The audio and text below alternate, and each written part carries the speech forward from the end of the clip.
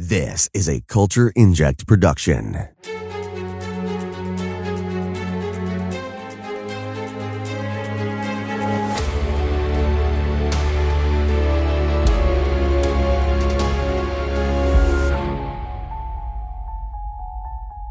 Hello, everyone. On the Nevers podcast this week, our subject matter is Sidekicks of the Whedonverse. So first, we want to say to please follow us on our website, hbothenevers.com. We're on Facebook, Twitter, Instagram, and YouTube at HBO The Nevers. Please stream and download the Nevers podcast on iTunes, Stitcher, Spotify, SoundCloud, and literally anywhere you can find podcasts. We do have a Patreon now, patreon.com/join/the Nevers podcast, or just search the Nevers podcast on Patreon. Our benefits include helping to take some of the financial burden off of us, personally shoutouts on the podcast, access to our VIP Facebook group, awesome The Nevers podcast swag, access to our Dollhouse Awaken. It's our show where we revisit every episode of Dollhouse and more. So thank you to our Patreon supporters, which is Precious One, Moon Logic, Heather Malone, and Florette Benoit. I'm Kelly, and I'm joined by Taheg and Gina. Hey, hey. Ahoy. So first we're going to just catch up with everyone. It's been a little bit since we all got together on a general kind of podcast episode. So yeah, folks, how have you been doing? You two were so fortunate to be able to do the Dennis O'Hare interview. So how was that? And how are you doing during this whole self-isolation quarantine, which has kind of been lifted, at least here in Canada? But yeah, how are you two doing? We still have so many cases every day. I drive my sister to work because I'm working from home, and I see so many people walking around without masks and so many things. So it's kind of frustrating. Yeah. And I feel like we're slowly kind of opening a little bit the state of California, but LA, in my opinion, is probably going to be the last to open because we still have it pretty bad. Yeah. So it's frustrating.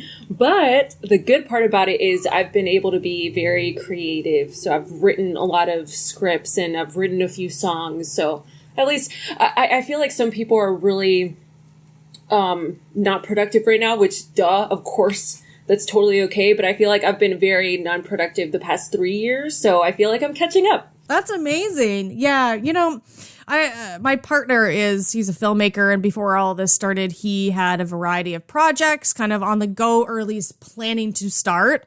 And unfortunately, that has fallen to the wayside for now. And who knows when that's going to be able to get started up again. Because like you book like locations and actors' time and everything. And when are you able to get that back? Who knows? So everything's kind of just pushed off to the side, unfortunately.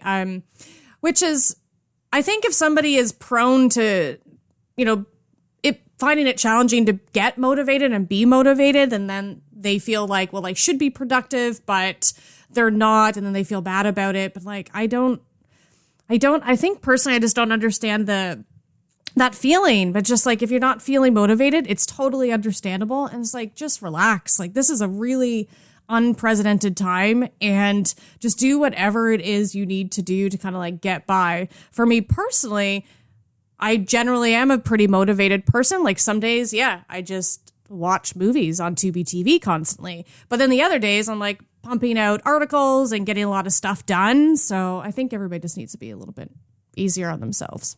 Yeah. How about you, Taheg? I'm sort of halfway between the two. I finally fixed my keyboard and got replacement keyboard sorted, so I've started typing it again, writing again, which is good. But at the same time, I've also been binge watching a lot of crappy 90s TV shows. I'm halfway through season 4 of The Tribe, which was once a funny joke show and is now a somber reflection of outside. Yeah.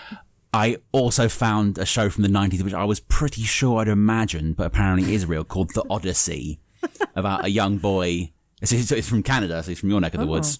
He falls out of a treehouse and knocks himself into a coma and wakes up in this kind of alternate reality where they worship his father when his father was a kid. It's super strange, but really good. And weirdly, so far, I've seen Jewel Staite, aka Kaylee from Firefly, Sarah Chalk, aka Elliot from Scrubs, Yep. and the antagonist of season 1 is Ryan Reynolds. Oh my goodness gracious. But they're all like 14. It's the craziest thing. Yeah. It's love just those the weirdest discoveries. show. Yeah, it's all on YouTube, so you can watch it all on YouTube. So I'm varying wildly between, some days I sort of, write articles, make podcasts, interview legendary celebrities from American TV shows. And then some days I watch rubbish 90s TV shows on YouTube, and there seems to be no middle ground. It's one or the other. I kind of want to say this because maybe I'll never be able to say this again, but my sister and I, the past 2 weeks, have had we had a meeting with a manager, we've had a meeting with a production company, and we've been really trying to screenwrite for the past 4 years, and we moved to LA 8 years ago, so it feels like a dream that it's almost like a first step into the industry. This is going to take a long time, and I'm patient, but it's kind of nice. I feel bad. It feels like I'm living my best life right now. It's weird.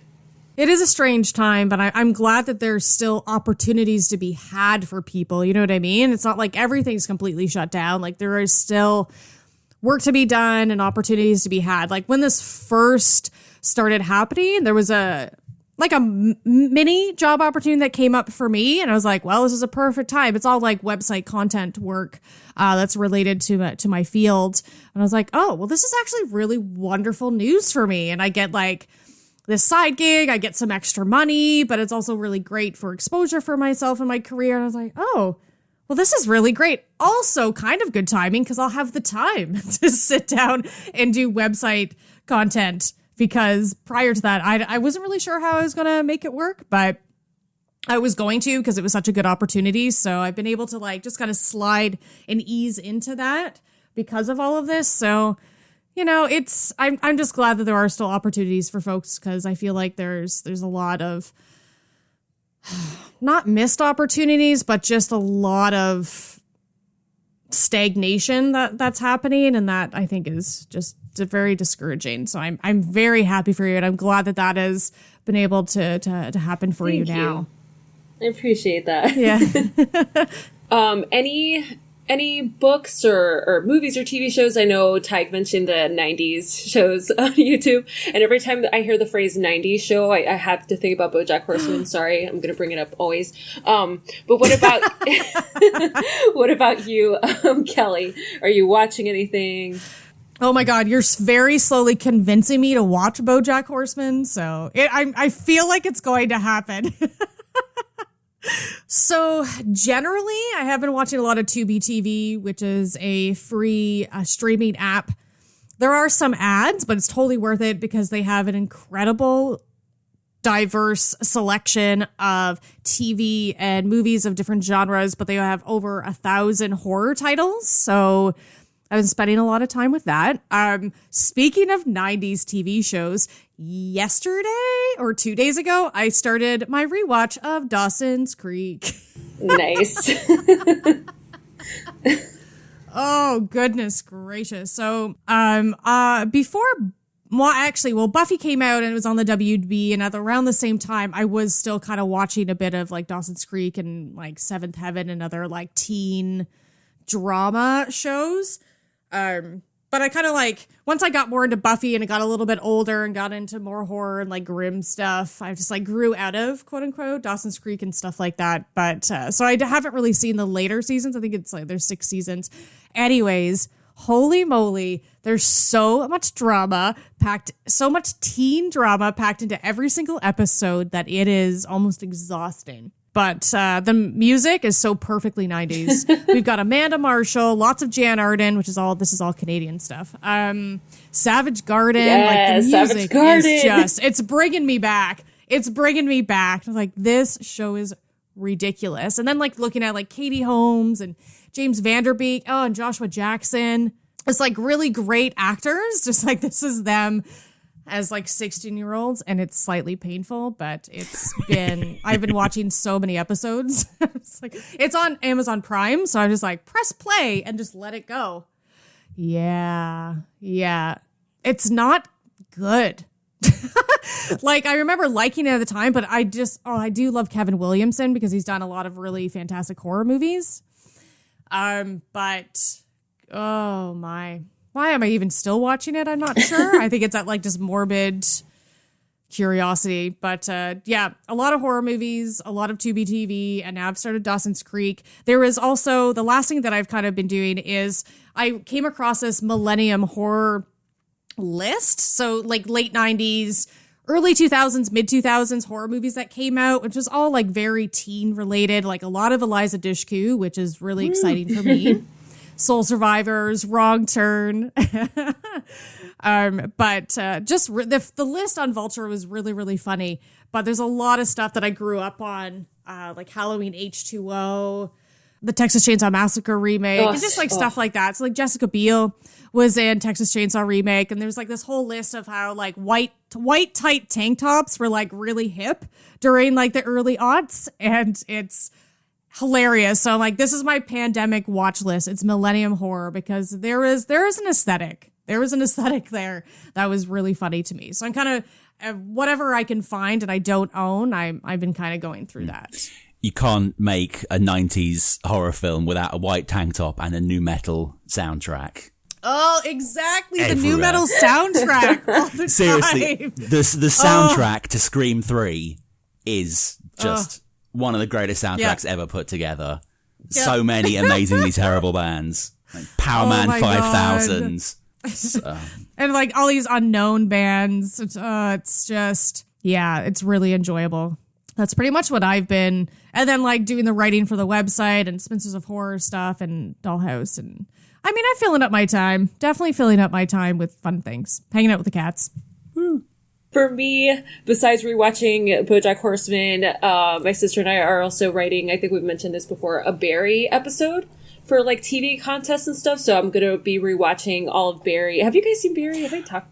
I haven't, but it's been mentioned to me about 5 times by different people, so it's definitely on my list. Oh. Please watch it. Those are the 2 shows I would recommend anyone. But anyway, so besides Bojack and Barry, Avatar: The Last Airbender just dropped on Netflix. I have only ever seen, I think, the first season and a half because my friends that I was watching it with, they moved out of our apartment complex, so me and my sister had no access to it.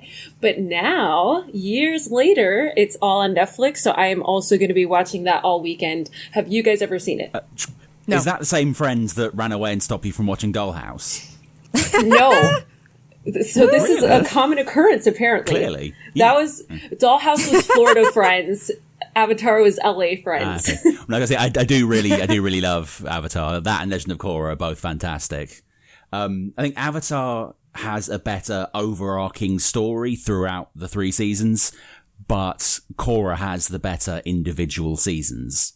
But they're in the wrong order. Once you finish watching Korra, I'll send you my pitch for how I would have rearranged the seasons to give it a better arc. But please. But yeah, those 3 shows I recommend. I know that's a lot of viewing, but your life will be better for it. I promise. I will chime in because I binged the second season of Dead to Me in like 24 hours. I want to watch that. I want to see Dead to Me. Yeah, I don't watch a lot of drama related stuff, but those actresses, like Christina Applegate and I believe it's Linda Cardinelli, are just brilliant. And every once in a while, I do like a human drama. And that one, I just immediately was drawn to. Like Christina Applegate, holy moly. She is just a powerhouse. And I think it's really well written. It's poignant and it's heartbreaking, but it's also really funny and relatable. And, you know, just like, I just love that it shows these women that they're a mess. They're both a mess and they kind of become really close best friends and they make bad choices and good choices. And I just love the complexity of these 2 women and putting them together. I'm obsessed with it. And this is my recommendation for folks is definitely watch Dead to Me. It's incredible. All right. I think we'll move on to the news. We will move on to the news. One slight problem. There is no news. Go. But 2 things which aren't quite news, but sort of are. One, firstly, the British government, for some strange reason, is kind of lessening the restrictions on filming TV and movies. So although it hasn't started yet, there is a chance within the next month the Nevers may get the green light to start filming again. But maybe not. Yeah.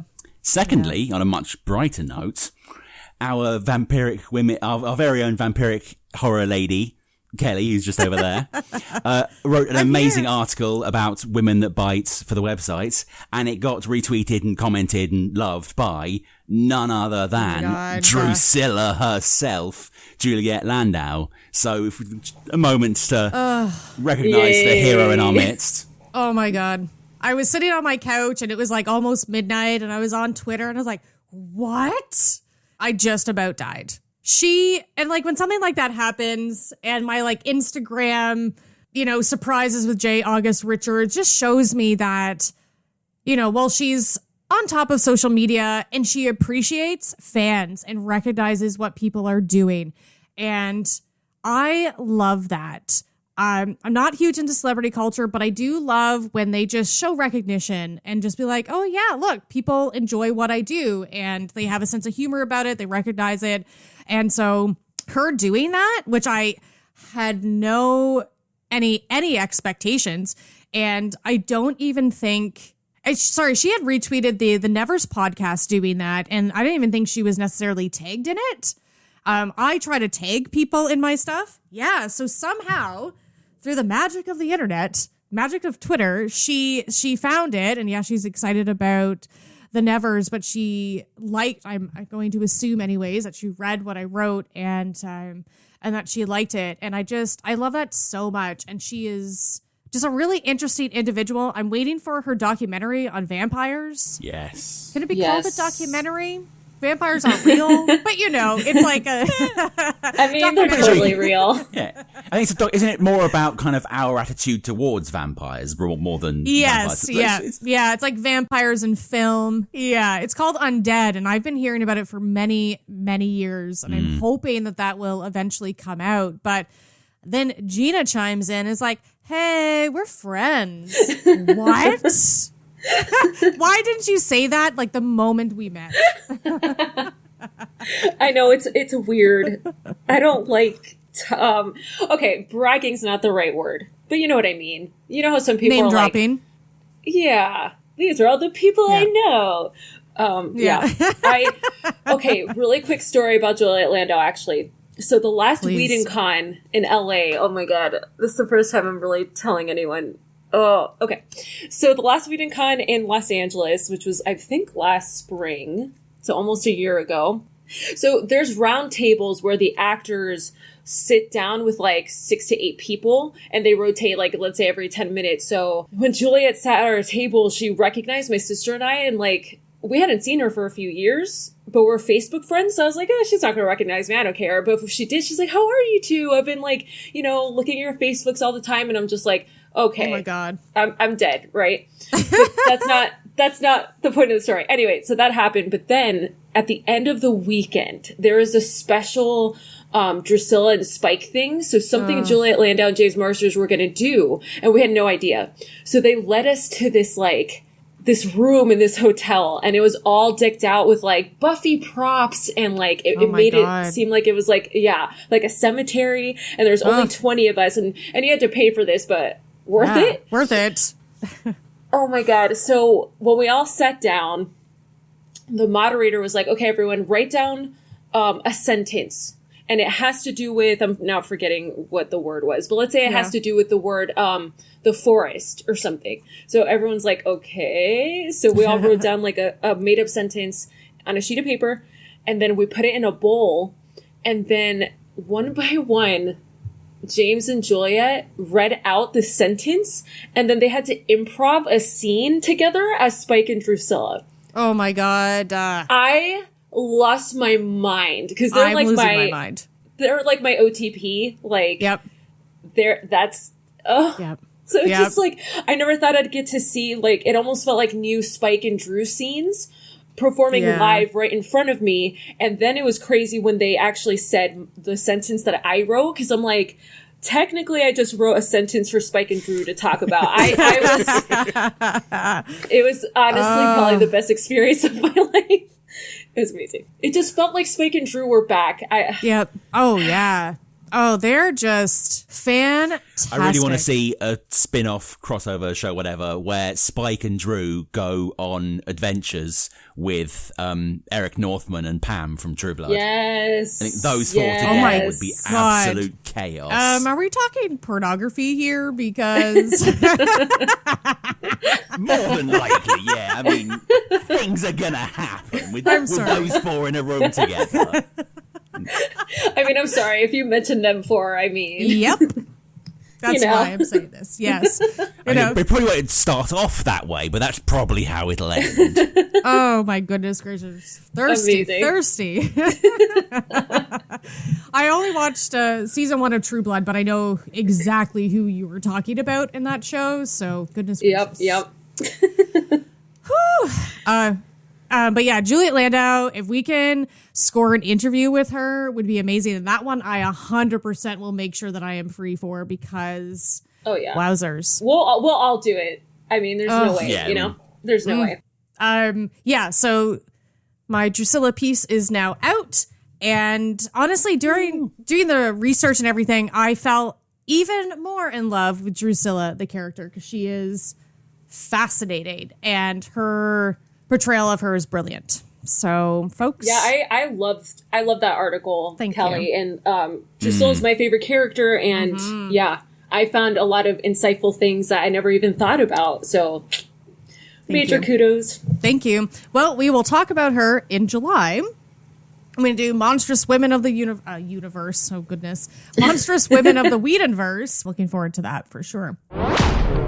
This episode of the Nevers Podcast is sponsored by Dead Good Tees, aficionados of the sci-fi and horror genre and creators of premium heavyweight t-shirts and hoodies that are built to last. Dead Good Tees ships worldwide, so whether you're braving the Arctic winds of the Yukon or strolling the beaches of beautiful Thailand, Dead Good Tees has you covered. Thank you to Dead Good Tees for supporting quality podcasting. Start shopping today at deadgoodtees.co.uk.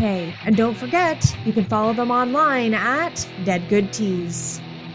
So let's move on to the reason why we're all here today. So another blog post that I had written, now it's a couple of months ago, but it was called I'm Not Your Sidekick, but today we're talking about the sidekicks of the Whedonverse. I'm not your sidekick. I love sidekicks. And the reason why I was inspired to write that piece was because I've started a rewatch of Angel. And of course, in season 1, we have Doyle. And I love Doyle so much. And as much as I do love Wesley, I just wish Doyle would have been around for a longer period of time. I really would have loved to have seen what that character could do, what kind of arc he would have had. Like, I love his story, and I do love him. So he was my inspiration for writing that. How do you folks feel about Doyle? Love Doyle. And it gets so much sadder when you kind of realise why he left the show and everything that happened to him afterwards. Yeah. But that's just for another topic. That's another time, a much more depressing podcast. Yeah. So let's stick to Doyle. Yeah. I would say, like, 100% agree. He would have been fantastic to keep going through the whole series. And I think there's part of me that thinks if he'd stuck around, the show would have been very, very different. Not just because Wesley wouldn't have been there, but I just have this sneaking suspicion that him and Cordy would have made the absolute best pair, and we wouldn't have had the whole Angel Cordelia arc, because it would have been very much about Doyle and Cordelia, and it would have been amazing. That would have been an interesting, I'm going to say, power couple, but I will say on this rewatch, I am really excited to see the Cordelia-Angel relationship develop, and I think, and this is a very controversial thought that came into my head, that I might be more into Angel Cordy than Angel Buffy. I just love how much more practical and organic. And I mean, I think if you look back, it's just like Buffy was a teenager when that all happened. So there's a lot of like teenage hormones and everything's just so dramatic. Talking about Dawson's Creek, it just like was so dramatic and life or death and so emotional and intense all the time. Whereas I love that and I might change my mind. I'm now into season 3 of Angel, but just love how just organically and sweetly it kind of just started. It happens. It's really interesting. I'm looking forward to seeing where it all goes.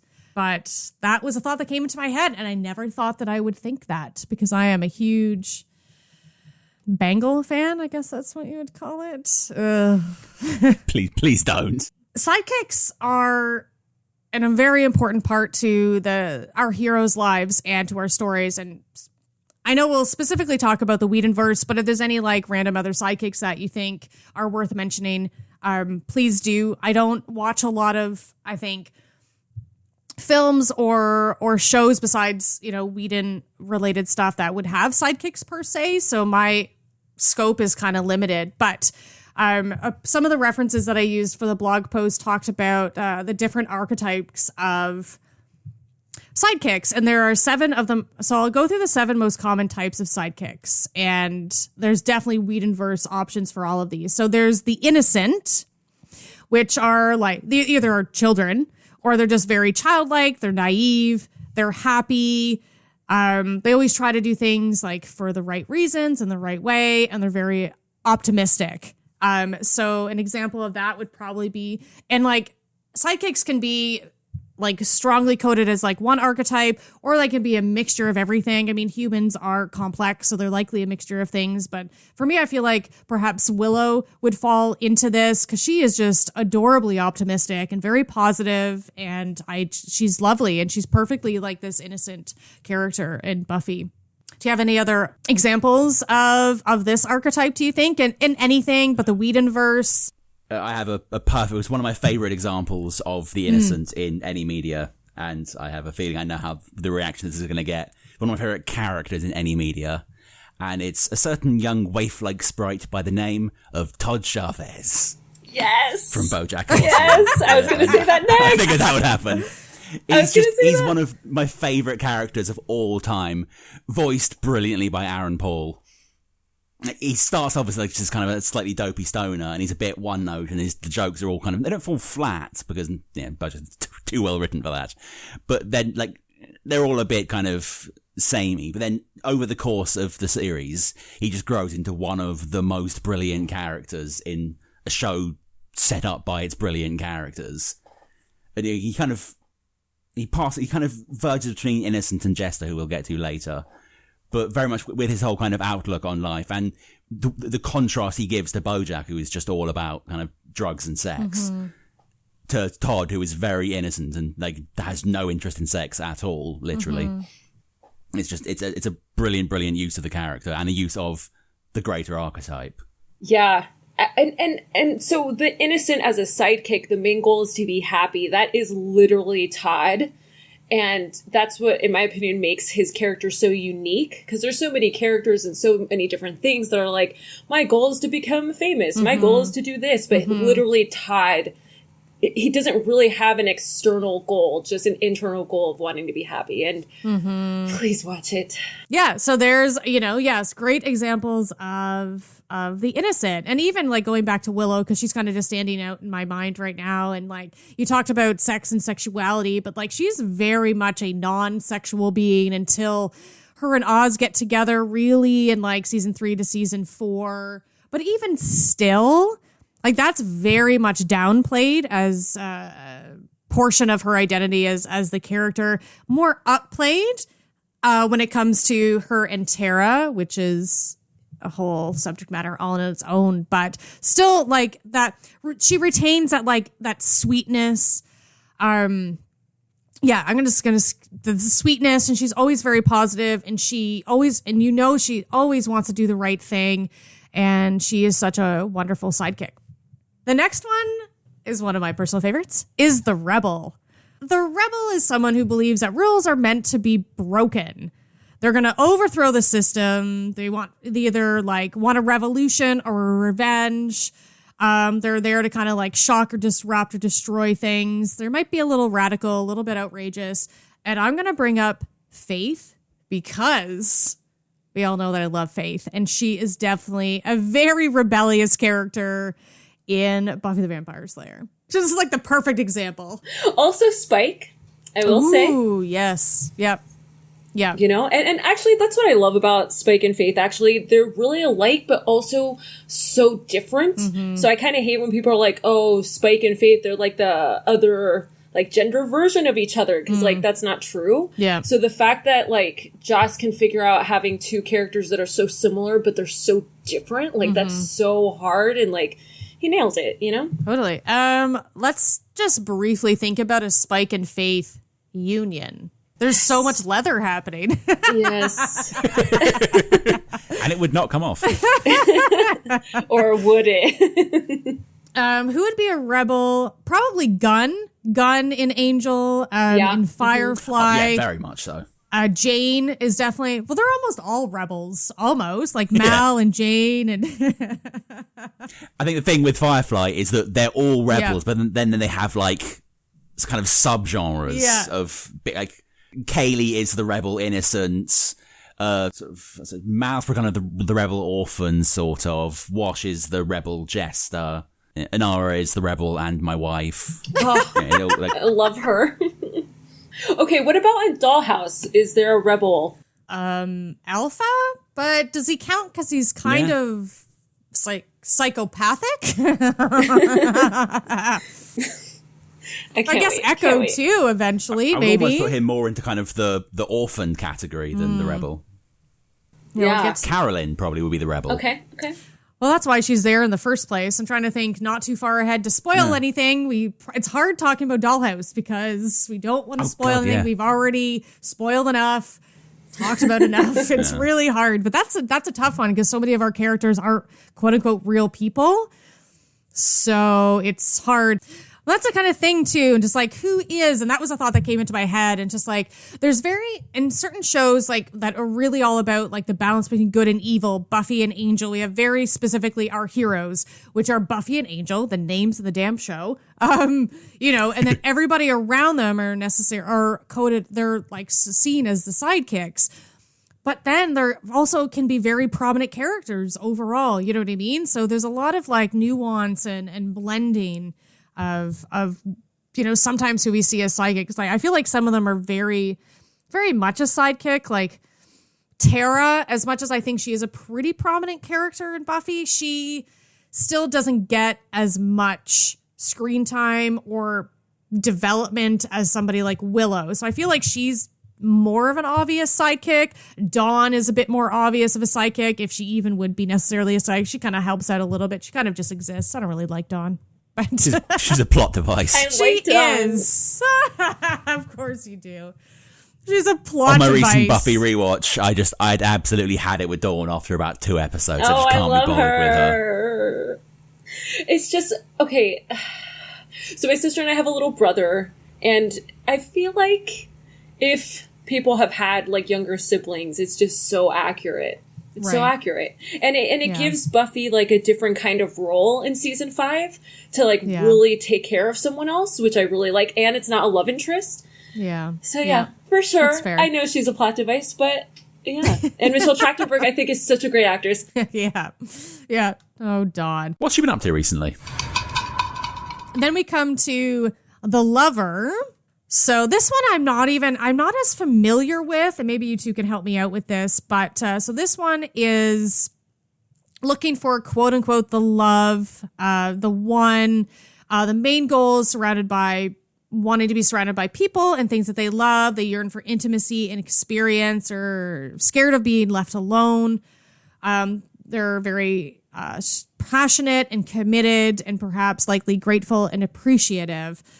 In the article, they gave Trinity from The Matrix as coded as a sidekick, but is she even a sidekick? I know Neo would be considered like the hero or the main protagonist of that. It's been so long since I watched the Matrix series, but I see her as her own main prominent character in that. So I couldn't really think of one that would necessarily be the lover. I couldn't really think of a good example of that. I mean, stretching the sort of the bounds slightly, you could kind of slot Tara into this archetype because like her whole plot arc, kind of a lot of it, the little development she got revolved around kind of how she wasn't really accepted by her family. And then when you first meet her, she's this kind of mousy, almost downtrodden character. But then through the relationship with Willow and the acceptance of the Scoobies, she kind of starts to blossom, and her journey, her growth very much goes through the love and acceptance of Willow and the other Scoobies. So, right. It kind of fits there. And she becomes like this life-changing love interest for Willow, right? Yeah, it kind of like blossoms her sexuality. It blossoms her development and interest in magic. So great point. Yes. Yeah, I could definitely see that.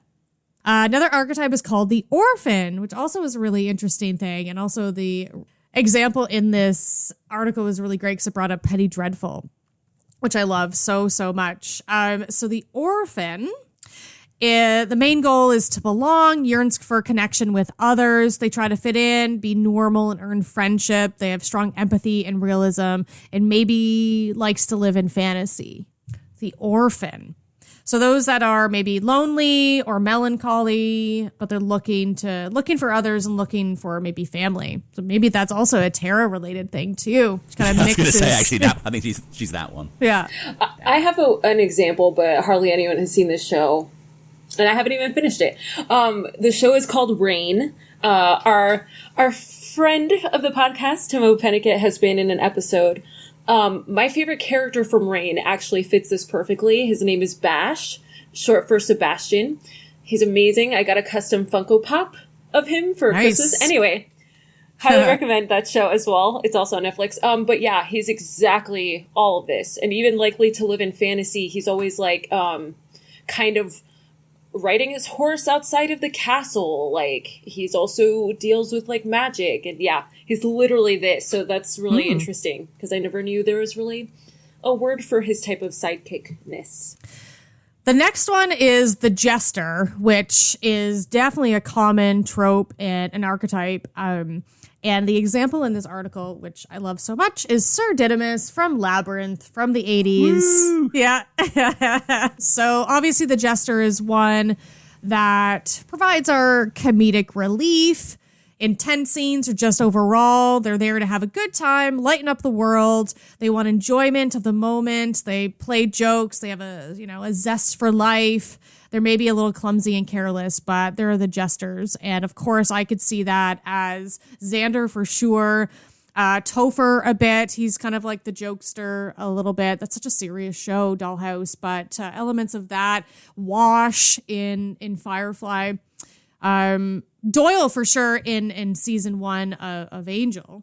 He's kind of funny. I could also see Cordelia kind of having a little bit of this in Angel, because she does have a lot of jokes for the audience, and she does kind of lighten it up. Not towards like the later seasons, but a little bit of this. That's not like her only role, but I have a distinct suspicion that she was first added to the series to play that Jester role. Yeah. But when they realized, like, wait a minute, actually, like, Kristen Carpenter's an amazing actress. We should maybe give her a slightly meatier part to play.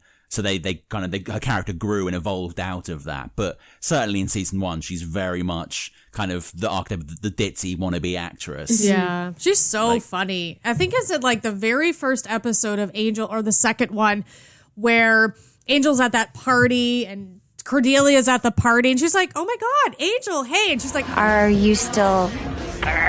There's not actually a cure for that. I better get mingly. I really should be talking to people that are somebody. It's nice that she's grown as a person.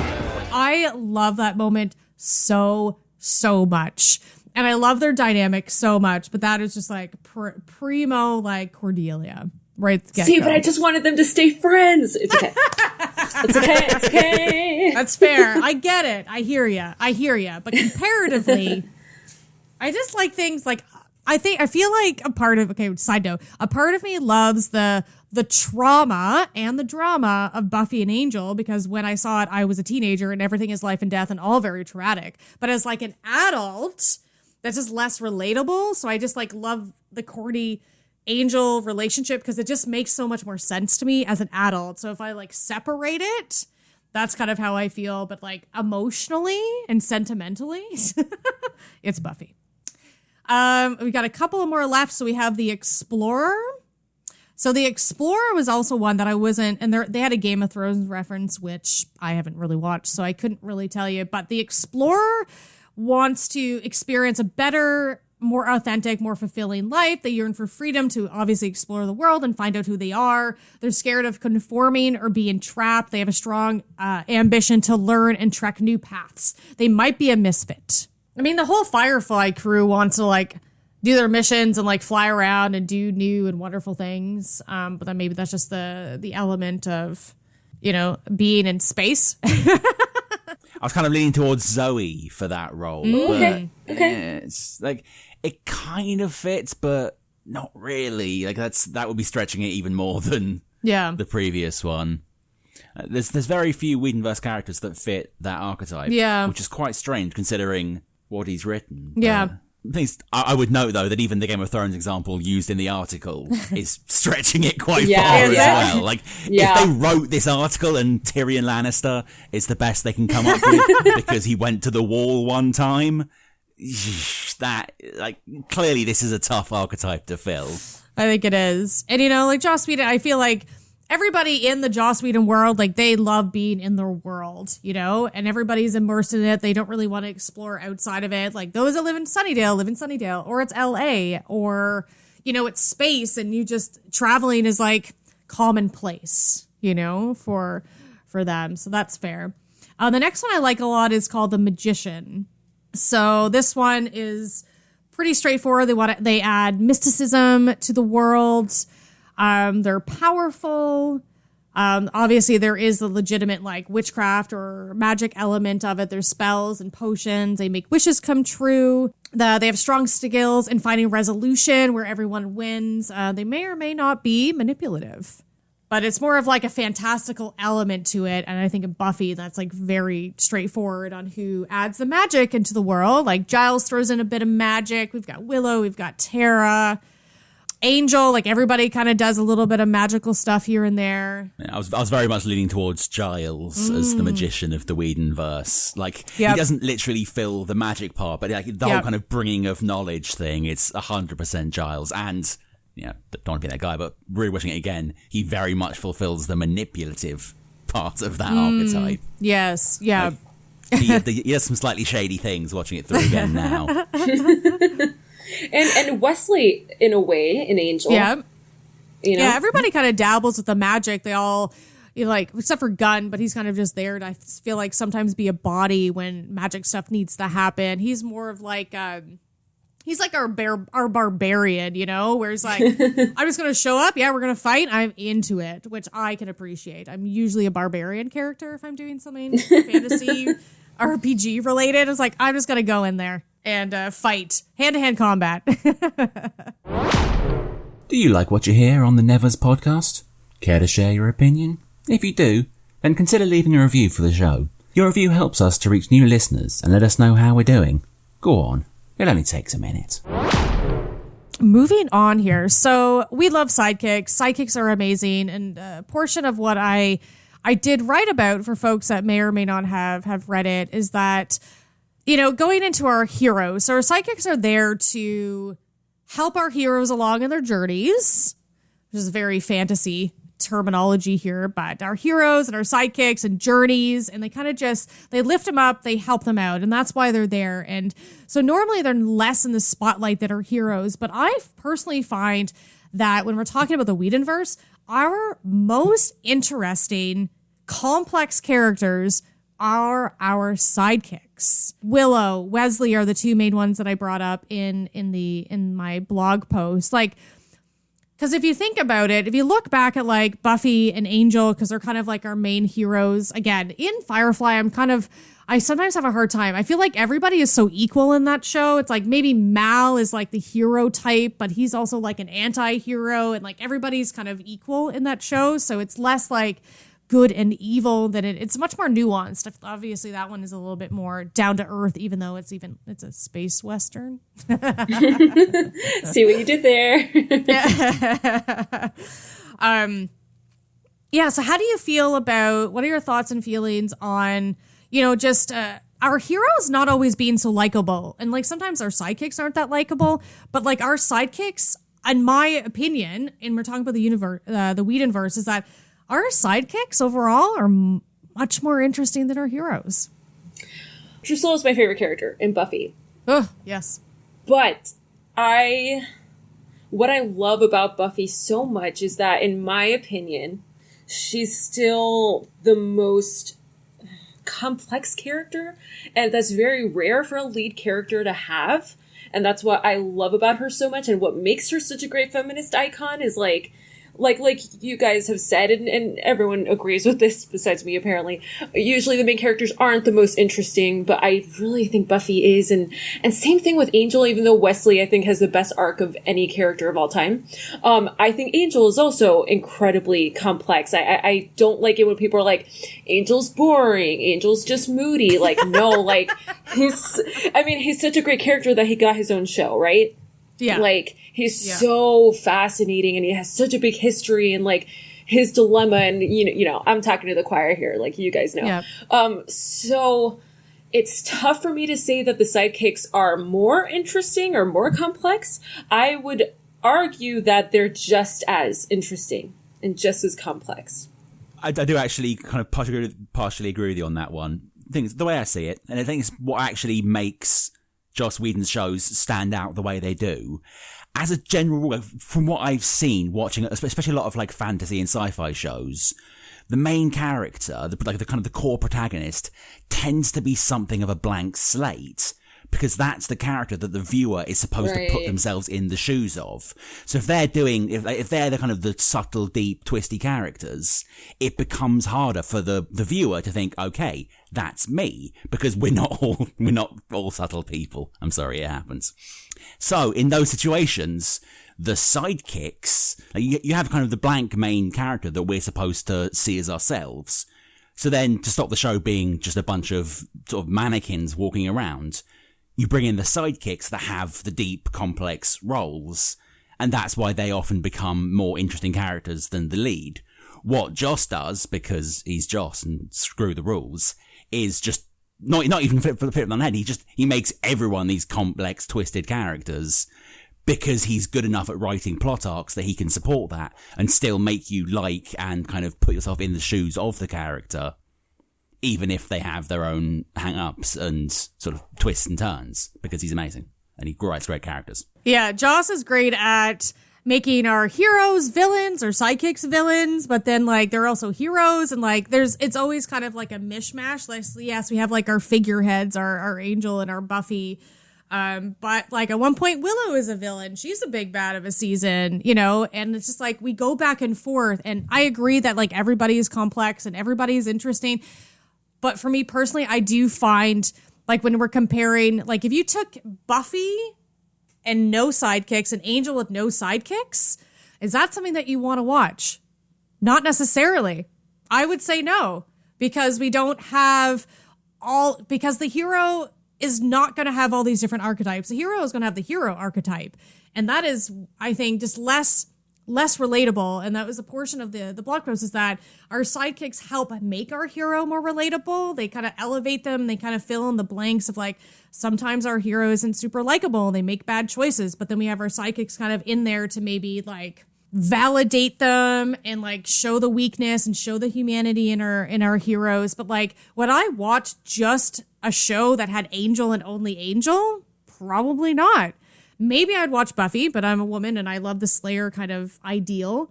But like, we need these groups of people to just make like an interesting show. Like, I just like, as Kendra is like a solo Slayer, and no, like, I think she's neat.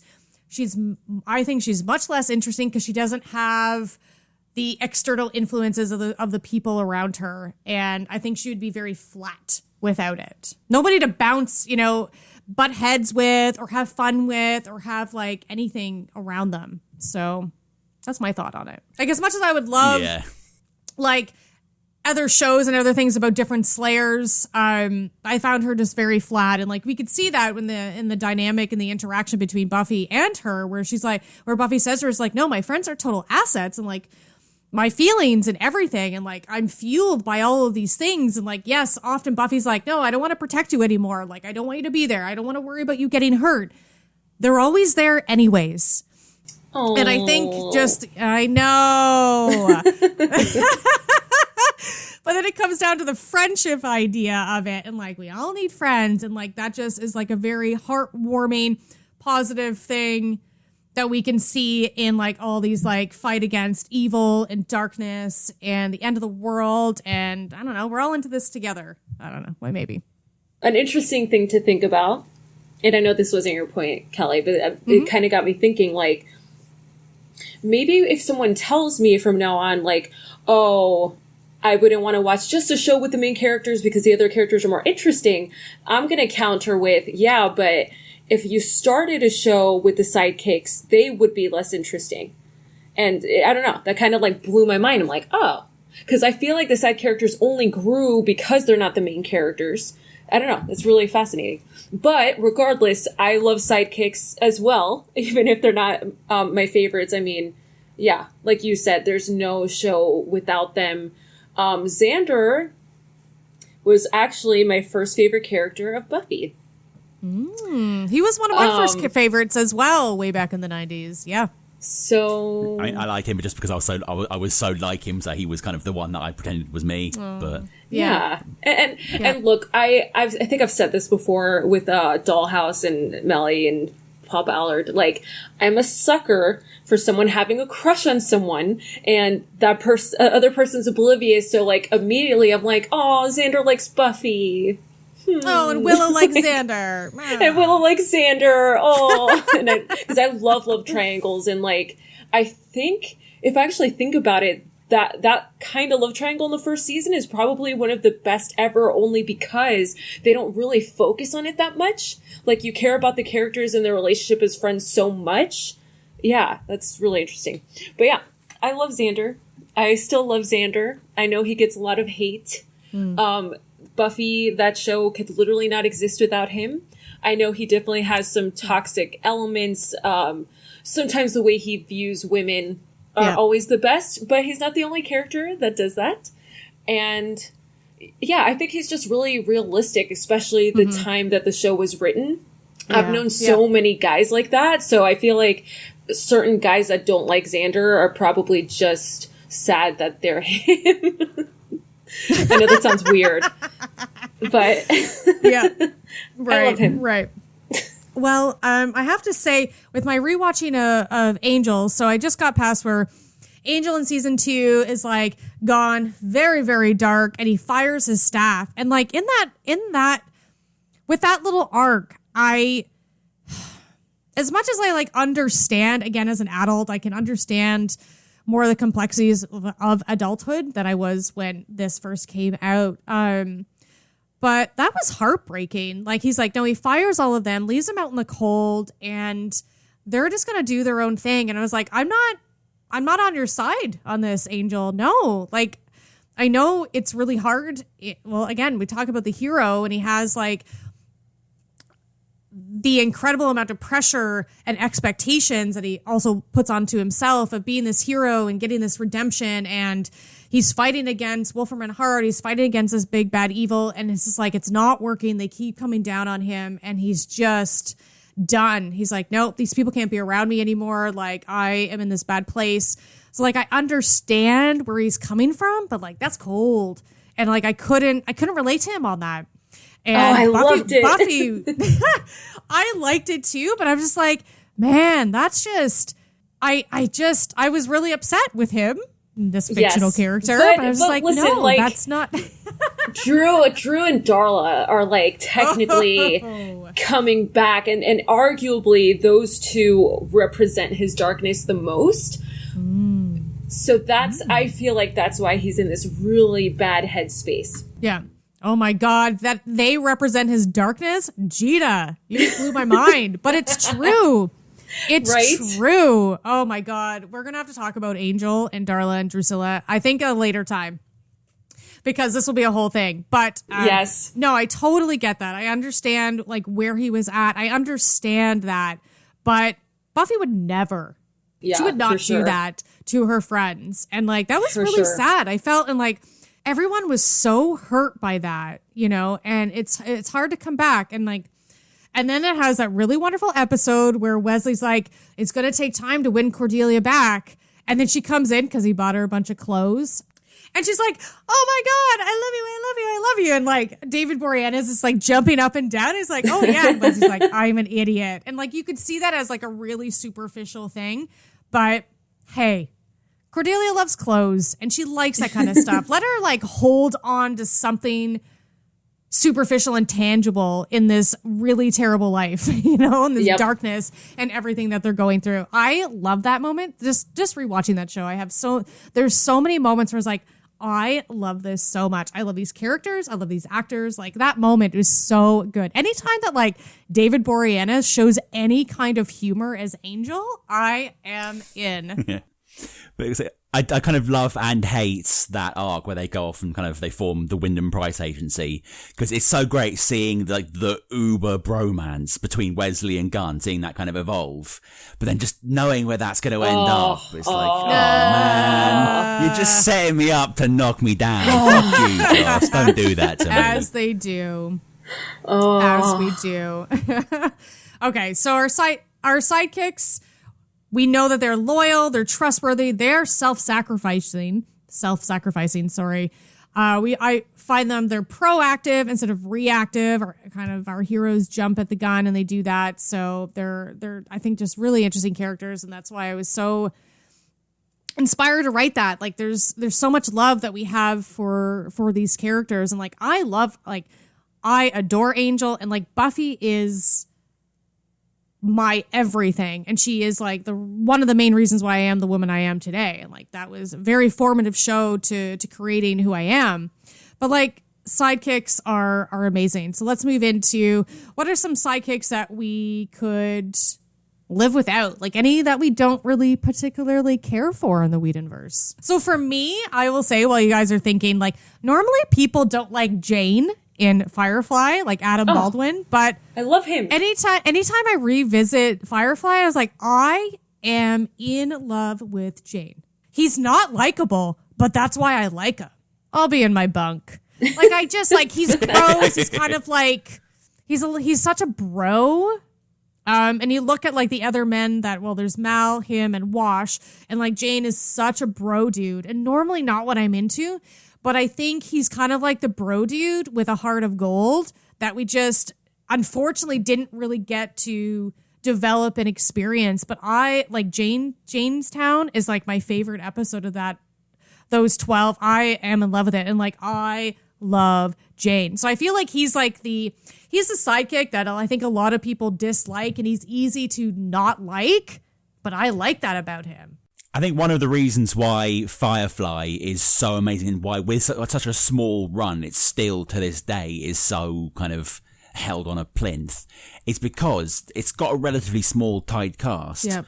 But there is literally no wasted space anywhere in that cast. Oh my God. Every single person there brings something to the mix. Even the one that I would probably like gun to my head if I was forced to cut someone out, it would be a certain doctor called Simon Tam. But even then, like, I understand, while I don't like him personally, I can see what he adds to the show, and like cutting him out would make the show lesser because of it. Like, I think that's why the show is still heralded as such a masterpiece, because it is just one of the most perfectly written ensemble casts I think I've ever seen. He's so good at ensemble cast. Like each week, my favorite character would change. I'm like, oh man, I'm into Inara this week. Or in this episode, I'm like, oh, Mal, what a character, Nathan Fillion. And then it's like Wash the next week. And like, I think that again, I watch The Office. I like Parks and Rec. I love Brooklyn Nine-Nine. And like, I do watch some comedies, and like these ensemble casts where like, it's so well written and every character has its own thing and they're all so well written, and just like, I can't choose a favorite. Well, it's Holt in Brooklyn Nine-Nine for sure. But for sure. Come on. Obviously. But I say I don't like Dawn, but like I understand why she's there. I don't know if I necessarily consider even a sidekick though, She's not real. She's a family member. It's like calling Joyce a sidekick, which she's not. So we're talking about like the core group of folks that fight evil. Though I used to love Xander, like now as an adult and looking back, I don't really care for Xander that much. Like, I get that, you know, and I even put that in my article, that wonderful exchange between him and Dawn. And like, he's like, I see you. He's like, you're not ordinary. You're extraordinary. And I was like, and I'm crying. It's fine. He just like, he's so bland. He's very beige. But at the end of season 6, he saves the world. His episode, I think it's in season 3, where it kind of revolves around him, where everyone else is off like fighting. Yeah. The Zeppo. So good. The Zeppo, yeah. How could I forget?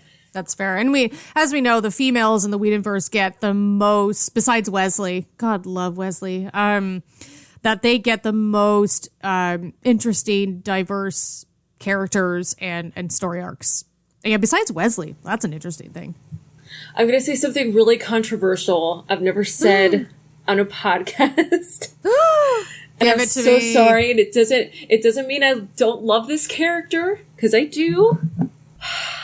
I could personally live without Cordelia and Angel. Wait, like just that relationship, or no, the them character, together? I'm sorry. Wait. Okay, so separately you could do without Cordelia as a character, and then Angel as a character. Whoa. Because here's my only thing. Okay, I mean, okay, that's tough because obviously the show wouldn't be Angel without her. Like season 5 of Angel's the best, and she's not in it. And sorry, and you know that could be also because like her arc got super weird at the end. It could also be because season 5 got so many Buffy writers in there, and her last episode in Angel in season 5 is like one of the best things like ever. So it could be a lot of different factors, but I just loved the group in Angel season 5. I could watch them forever. And also, it could be maybe because I didn't... Spike's back? That definitely helped. Love him. He's my second fave. Love him. But... And it could also be because I didn't want Angel and Cordelia to be together. So there's a lot of things, but I still think that group in season 5 of Angel is... But I love what she does in the show. Oh, I'm sorry. I'm sorry. Okay, but you're also saying you could do without Angel, so you would take away season 2 of Buffy and take away Angel the entire show? I'm sorry. I meant Cordelia in Angel. Angel, to me, I personally wish Angel stayed on Buffy. Okay.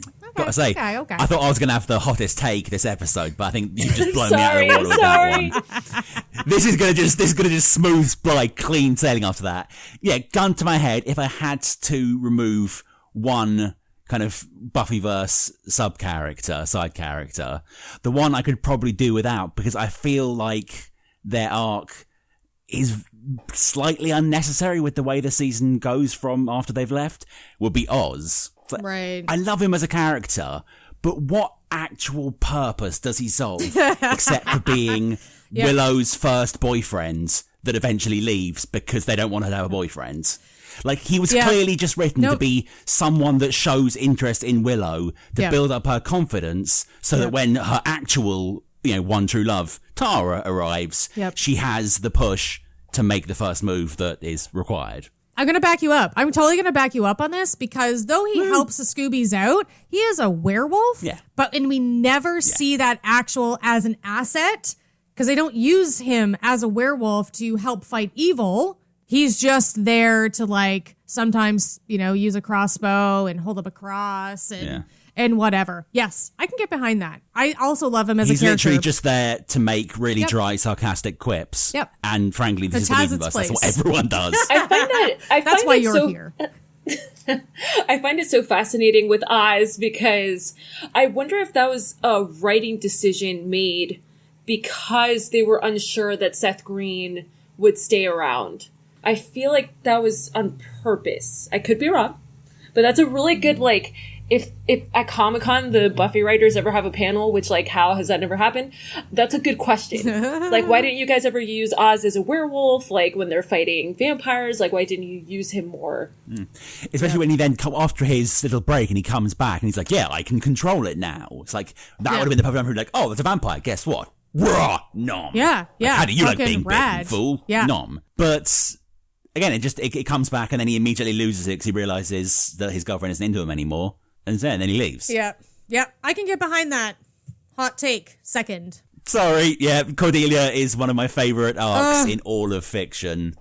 I love the journey she goes on. Oh, I love Cordelia. Yeah, I think she has an amazing journey. I would. It's just the ending is so, and it's not her fault. Just the writing is so bad. Yeah. It does go a bit weird towards the end. I'll give you that one. The whole her and Connor section I could do without. Yeah.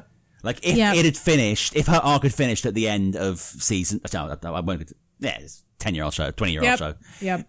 Like, if the last we saw of her was her ascending into the heavens in the season 3 finale, and then she came back for that amazing season 5 episode, because you've got to keep that brilliant. Oh, man. That would be perfect. Yes. Like, if the Cordelia that was in season 4 was just, like, maybe with Jasmine right from the start, or was just a higher power that had fallen to Earth. Right. Mm-hmm. I think it would make her arc a little bit better. Yeah. Totally. But I agree with that. she still has like one of the most brilliant, like going from Valley Girl to Goddess. Yeah. Oh, yeah. How can you hate that arc? So, the death of our heroes compared to the death of our beloved sidekicks. So that's a hard one. Angel, I guess, has not officially died, but the essence of Angel, our hero, has been removed a couple of times where he has become angelus, which is almost like a dying. Like in season 2 of Buffy, he becomes Angel again and is sent to a hell dimension. So he's not dead per se. So he actually hasn't like officially died. But Buffy has died a couple of times and that destroyed me. So how do you guys feel? Like what are some of our sidekick deaths that maybe have affected you the most? So, Anya, in the last episode, I absolutely love how it was just quick. It was just one shot, because that is how war is, and not everyone gets this big finale, and especially that since that was foreshadowed with her and Andrew talking. Oh my God. You know what, Gina, you bring that up. Yeah, because I find I feel the same way that you do about that, but a lot of people are so mad that she didn't get that like big dramatic death. But I feel exactly like you. Like this was like, again, unprecedented times. Like this was the end. Like this was like the biggest epic battle that they have ever experienced in 7 to 8 years. And they're not all going to come out of this. They even said that themselves. And like, yep. And that was the most realistic death, I think, of like that whole series. And like, that's just what happens. That's what would happen to everyone in reality if you were fighting against darkness and evil and all these hordes of vampires and demons, the forces of darkness. Like that's what would happen. It would not be this epic struggle and this epic death. You're like, nope, you were just taken out. So like, I love that, but I understand why people are so upset, but I'm with you. I'm just like, yep. And then just Xander asking about her.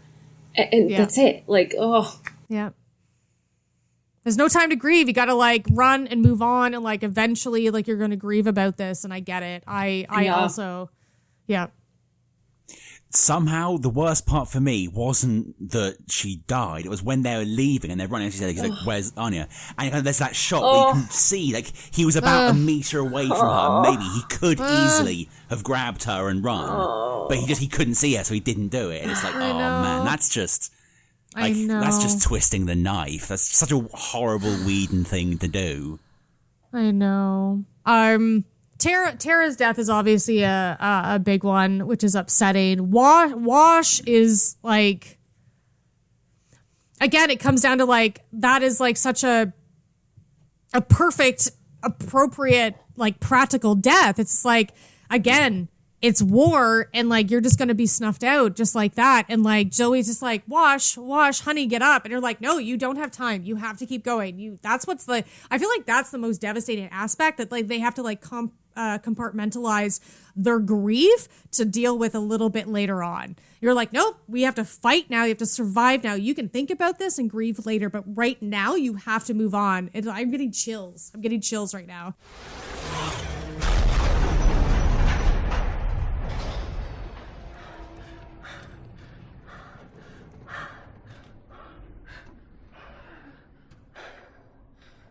I'm a leaf on the wind. Watch how I go. Wash, baby, no, baby, come on, you gotta go, come on, we gotta move, baby, please, you gotta move, baby, come on. And that's what I feel like is the most devastating out of some of those deaths. Is like, no, it's the war deaths. Tara was very different. I feel like her death was metaphorically very devastating, but like in the moment, less so. If I hope that makes sense. Like a lot of with Tara it was more the shock than anything else. Like they're there and they're talking, and then suddenly you just see like a splash of blood and she's gone, and that's it. Yeah. And then kind of you grieve through Willow as she destroys the world in her grief, and it's like you get your catharsis through her. But then, like with Anya and with Wash, there's just no time. You have to just kind of soldier on. Literally, it's where that phrase comes from. And it's just it's like unnecessarily brutal. Agreed. Who else dies? That's a sidekick. I don't think anyone else. Angel. I've blocked it out because it's too much for me. Fred. Yep. Although it does set up one of the best scenes in the finale.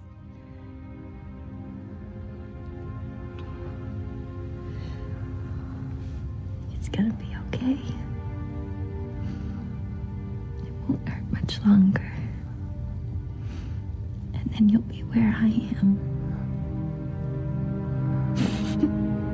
We'll be together. I love you. I love you. My love. Oh, my love.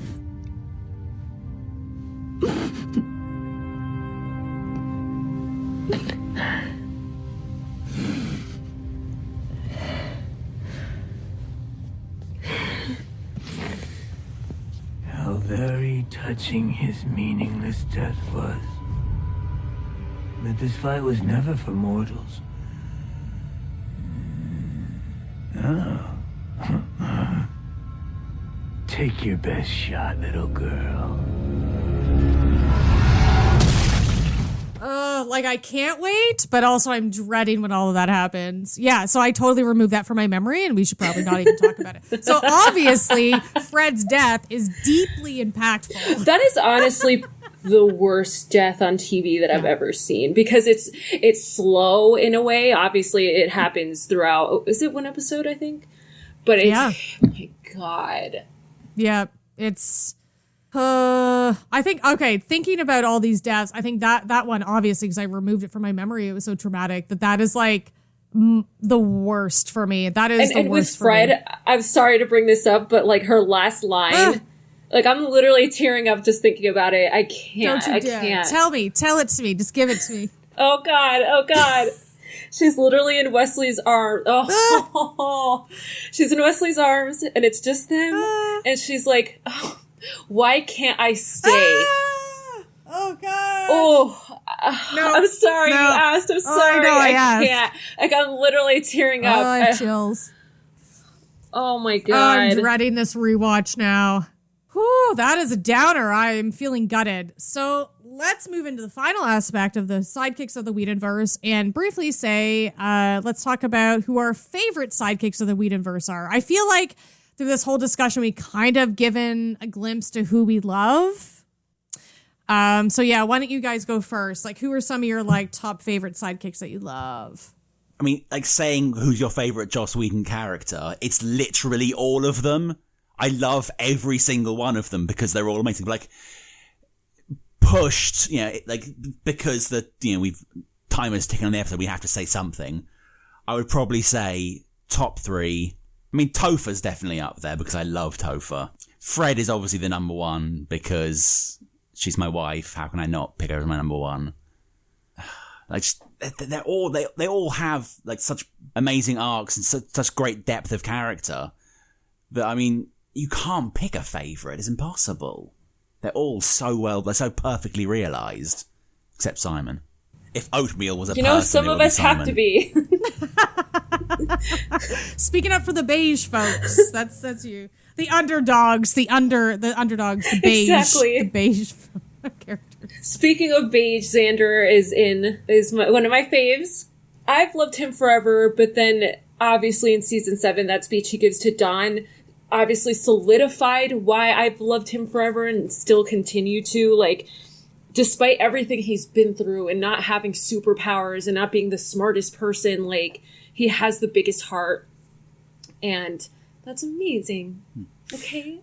I think the thing about Xander is that he's a prop, and I don't mean like a film prop or a TV prop, but like, he's there, like, he's a support. He keeps everyone else up. Like, what he does isn't particularly glamorous or important, but if he wasn't there, everything else would fall apart. And I think that's just so much about, like, I don't know, a metaphor of everyday people. And even think about what's going on in the world now. Like, people overlook the people that just do ordinary, bland jobs, but, like, they're heroes too. Yep, not all heroes wear capes. If I had to choose, like, top 3, it would probably be Willie? Nope, that's not a person. I just put Willow and Cordy together to make Willie. Okay. Willow, Cordelia, and I was going to say Giles. Giles is like my instinct. Willow, Cordy, and Giles are my top 3. Yeah, I would definitely add Cordelia would be in my 3rd place just because her arc is so amazing. Yeah. With probably Wesley in 4th. Yeah. Like, I also love him. He would be like in my top 5, but I love the women of the Whedonverse so much. Good characters, bad characters, heroes, sidekicks, villains, whatever. They are incredible. So I would say them. Now let's check in with our listeners and open up the Nevers mailbag. If you have a question, comment, topic suggestion, or if you want to correct something we've said in the previous episode, write it all down and send it to us at theneverspodcast@gmail.com, or tweet it to us at theneverspodcast with no A, and we'll read it on an upcoming episode. That's at theneverspodcast. Our first letter for the evening is from Stuffer Muffin, who's back. Whey! Hello friends, it's been a while since I last wrote to you. My question is fairly simple. How the hell did we buy Xander, Cordy and Willow surviving one encounter, never mind several, with vampires, werewolves and every other breed of demonic monster? It's completely ludicrous. They're pedestrians, and Buffy, while possessing superhuman strength and skill, is still just one person who can battle one demon at a time. Is it just a case of good writing by Joss, or are we all just dumb?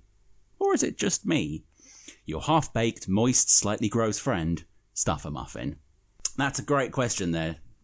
And I've got to say, I think the thing is, like, demons and vampires and werewolves are generally considered to be quite strong.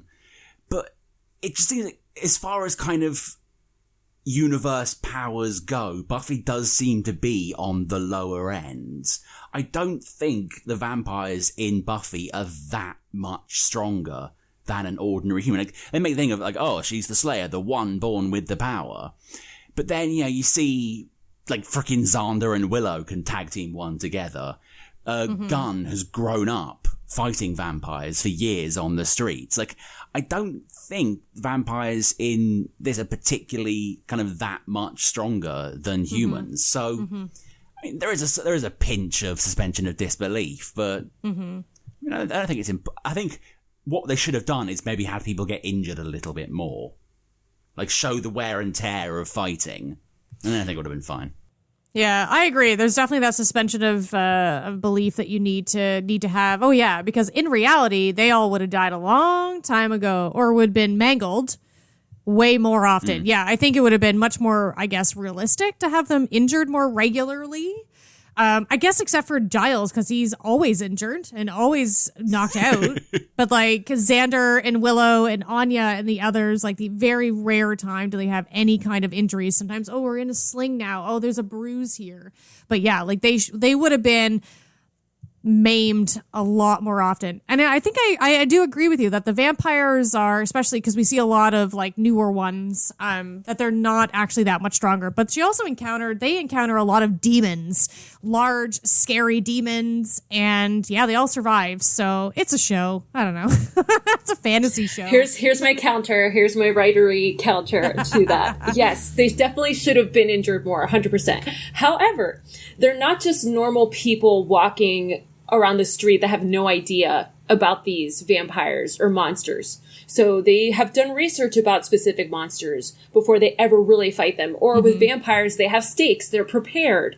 It's not just one of them versus a vampire. It's a group thing. So yes, they definitely should have gotten injured more. That's probably budget wise, like less makeup that they have to deal with. Yeah. But I do believe that they could go up against them. And like Kelly mentioned, it's newer vampires. So it's not like the vampires have had a chance to like train even more or get used to fighting people. So yeah, like having Xander go up, let's say, against the Master. Oh no, Buffy even dies. So yeah, no, they definitely would have died. So we keep our like normal human characters away from big bads like that. And like having, well, you know, going up against Glory, she stole the mind of Tara and beat the hell out of Buffy. But like, if any of the other ones would have actually had to come up against Glory, oh yeah, they all would have died immediately.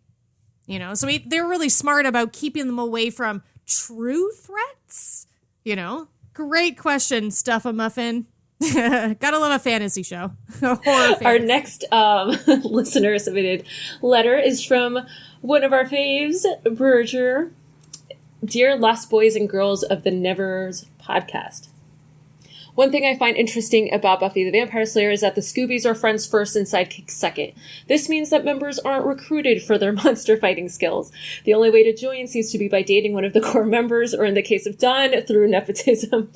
This means that you can have characters like Tara, who isn't particularly good at fighting monsters, but who's a great friend to have around. Tara is able to calm down Willow, make sure Dawn isn't neglected, and make Buffy open up about her secret shame and existential crisis. At the risk of sounding sappy, love is Tara's superpower. And being a good friend is a more useful skill in the real world than beating people up. See, the Scoobies being mainly a friend group also allows for some hilarious parallel storylines where a demon fighting plot and a social plot runs in tandem to each other, such as in Pangs, where the Scoobies are trying to figure out how to stop a Native American vengeance demon, while Buffy is trying to arrange a party with her bickering found family after Joyce failed to include her in her Thanksgiving plans. Love that episode. In other Whedon shows, the characters are colleagues first and friends second, which makes for a very different environment. Anyway, take care, keep calm, don't drink bleach, lots of love. That's a very great thing to bring up.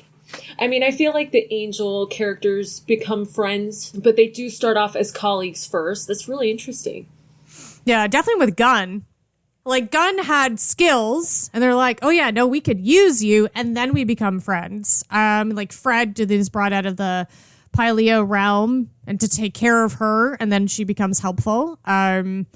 Yeah, no, I know. He's, Will is always, Will as in Burger, is always very insightful, about these things. Yeah, but I love that. And Tara's superpower, yeah, like she's a super powerful witch, but we don't focus on her as much. We focus on Willow, but she's very grounded. And that's what I think is helpful for Willow as her character develops. And for everybody else, she's very sweet. She's very grounded in these high stress environments. She doesn't seem to freak out as much as like other characters would. Like, she's incredibly well-rounded individual. So we need those types of people in our day-to-day lives to keep us all on an even plane, for sure.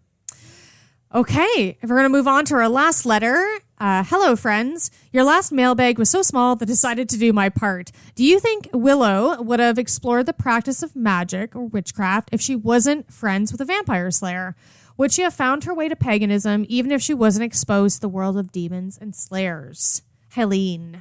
Ooh, good question. Alternate universes. Well, alternate universe in The Wish, she turns into a vampire. So I don't think that would have happened. I think she would have went her basic route of being smart with technology and getting into a school really early, and that would be her path, because she wouldn't have known that there is this whole other world, or she would become a vampire. When I first read this question, I was thinking, like, I think she probably would have, because she still would have gone to college, would have met Tara, and would have gone through it that way. But actually, as I was saying about it, if she hadn't known Buffy, she wouldn't have gone to Sunnydale U, because she had acceptance letters from everywhere. Harvard and amazing. Yale. She would have gone. Yeah, she would have gone to Cambridge and met me, and we would have settled down. But yeah. So my initial thought was, yeah, she would have, because she would have had a similar path, but maybe a bit less kind of homicidal. But actually, I think you're right there, Kelly. She would have gone to like MIT or somewhere, and would have been building kind of quantum computers rather than dredging up temples to end the world.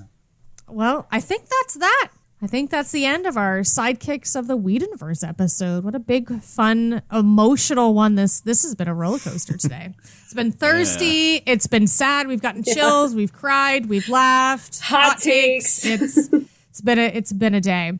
So I want you to please remember to subscribe to the Nevers podcast and rate us on Apple Podcast. Find us on hbothenevers.com, as well as Facebook, Twitter, and Instagram at hbothenevers. Visit the Nevers podcast on Patreon, and please consider becoming a supporter of ours. Thank you to Gina and Taheg for joining me today on this roller coaster of emotions. And how can our people find you in the world of the internet? Twitter and Instagram at Gina Gemini. Gemini spelled Gemeni. And I am not on social media because I'm secretly a very boring person and don't want anyone else to know. I just love any answer that you have to the social media question, so thank you. For me, you can find me on Twitter at Gredner, Instagram. Sometimes I'm confused on what my Instagram is, but I'm pretty sure right now it's Venal Anatomica. Or you can just find me under Kelly Gredner, and I'm sure you can find something there. My other project is Spinsters of Horror. My podcast is I Spit on Your Podcast, and that is spinstersofhorror.com. So until next time, folks, we'll see you then on the Nevers Podcast. Take care. Bye.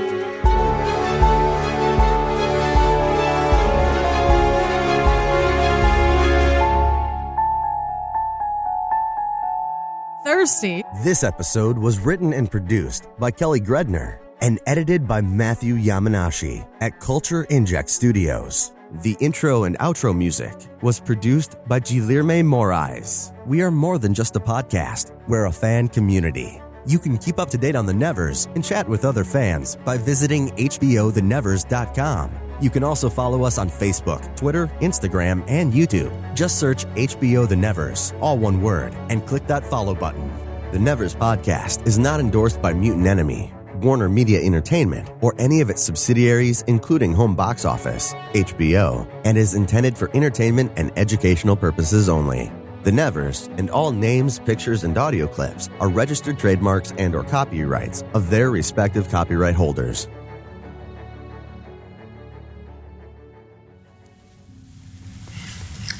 Would you have loved me? I've loved you since I've known you. No, that's not. I think maybe even before. I'm so sorry. No.